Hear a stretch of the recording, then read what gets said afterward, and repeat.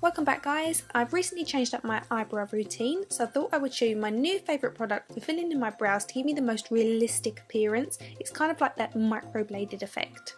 This is the new MAC Shape and Shade Brow Tint.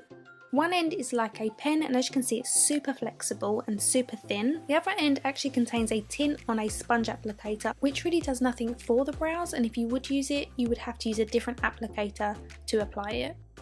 I always like to start at the very front of the eyebrow, and I draw the hairline strokes upwards in the same direction that my natural hair grows. I also find with these pens that the lighter that you are with your hand, the lighter the product comes out. You can be a little bit more firmer if you want the colour to be a bit darker. If you want to be a little bit more specific about your brow shape and create more of an ombre effect, then you can use a lighter shade at the beginning and switch to a slightly darker shade for the middle and outer half of your eyebrow. Then I just like to extend the top of this front of my eyebrow because the brow hairs fall slightly short and I want my brow to be slightly fuller at the top. Then I switch the direction of my pen and start pulling the hair strokes down at an angle because this is the way that these particular brow hairs grow at the top of my eyebrow. And you want to do this all the way across until you get to kind of the arch of your eyebrow. Then you're going to start curving the hairs downwards. I'm now filling in a tiny little gap at the front where we have that change of direction of hair, and to do this I'm using the very tip of those bristles to create the tiniest of hair strokes. Once again, using that very tip of the brush, I'm creating tiny strokes at the very tail of the brow. Because that nib is so tiny, you get such a natural finish.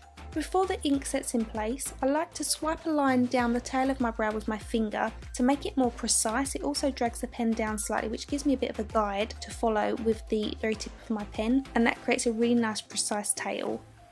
Going back to the very front of my brow, I'm applying a tiny bit more pressure to the lines to make them a bit more precise. Again, this gives that microbladed effect, making them look a lot more hairy, and it creates that texture to the brow, which makes it look more realistic.